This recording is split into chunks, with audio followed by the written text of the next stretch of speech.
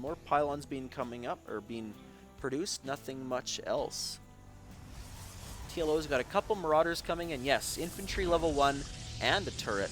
And ooh, Robotics Bay coming up for Nani now. So he was able to trick TLO in the fact that TLO is still, to this point, expecting Void Rays.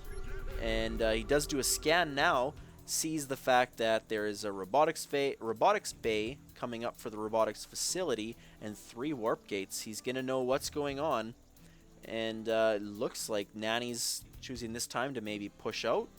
Nope, retreating back up his base. And ooh, at this time, excuse me, he's also taking the natural expansion at the 9 o'clock position as a hidden expansion in order to gain an economic boost here on TLO. TLO grabbing that Zelnaga Watchtower and also starting to saturate his natural expansion now that he's moved that orbital command into position. Ghost Academy is up. I don't see any ghosts being produced. We do have Stim Pack being upgraded, no combat shield, and no Marauder concussive shells. Looking to do a little bit of old school Terran pushing, building missile turrets up in the middle of the base, obviously to deter any Dark Templars or Observers. And we are getting our first Colossus up as well, and we are getting the extended thermal lance for that Colossus.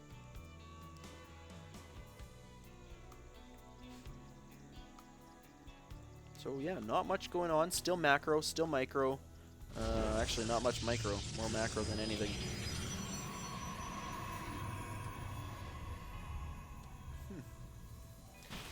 Ah, yes. Finally, TLO does discover this expansion with a scouting little army force, and they are going to take out some of those probes and Zealot, and hopefully these 2 Stalkers.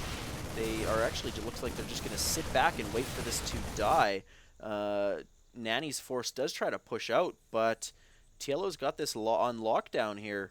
Can't really get out very well. Does he have a ghost? He does have a ghost in the field. Does it have enough energy for EMP? It does. So that, Immortal is going to be very susceptible to these Marauder fire if the MP can get off. Putting himself in the position up here, I probably would have put my Zealots here and all my range units up here, because these Zealots are absolutely useless up here, but the Colossus now in effect, actually going to be greatly used up here. This small army force of TLO able to clean up the expansion and those 2 Stalkers. Hidden probe here of Nani's still sitting there. Maybe he's going to start that expansion again. I don't know. TLO nicely splitting up his army so that this Colossus, or these Colossi now, cannot get a lot of AoE splash damage done. And we're probably about to see an EMP go down. If it goes down in this ball, we're going to be in trouble, and it does. Very nice EMP here by TLO, and it looks like he's going to get a very good flank, a very good swarm, and he's going to be able to take out these Colossus with these Marauders.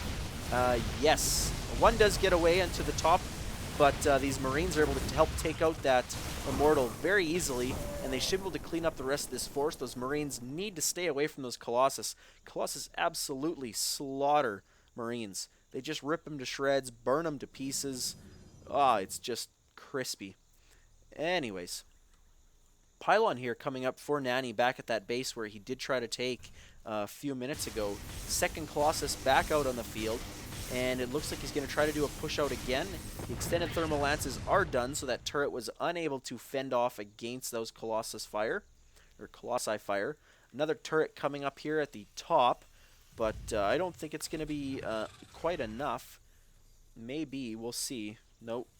It's going to take out that SCV and that turret real quick. And these Marauders stim up quick. They're going to try to take out those Colossus. And very nice job by pushing back, making those Colossus retreat, and then doing the attack and move, kiting these Zealots. So very nice micromanagement by TLO, spreading all his units apart so that only 1 or 2 get hit at a time by the Colossus. Just absolutely awesome play by TLO. Nice micromanagement, very good macro. He's still got units producing out of all 5 of these barracks. Now it's doing a factory and starport swap for this reactor. So we're likely to see out a couple Vikings. Yes, Vikings to counter these Colossus even better. So looks like Nani's relying on this Nexus to get up, and he's already transferring a buttload. That's 16 of his probes already transferring. So his income right now is just atrocious. We are getting concussive shells and Mobius Reactor. Mobius Reactor, of course, for the ghosts, giving them an extra 25 energy on spawn, or on train, whatever you want to call it for Terran. And yeah, both level 1 upgrades for the infantry, armor and weapons are done.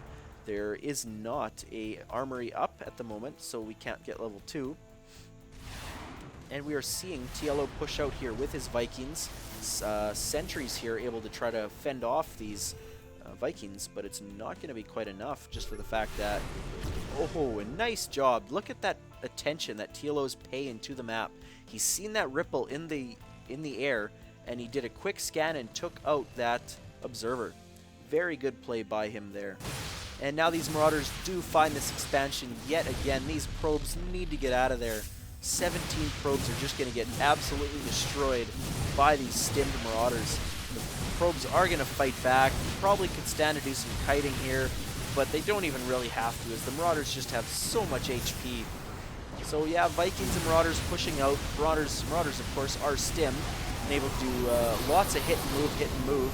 A couple nice force fields trapping some of the Marauders, and using a little too many of these Guardian shields.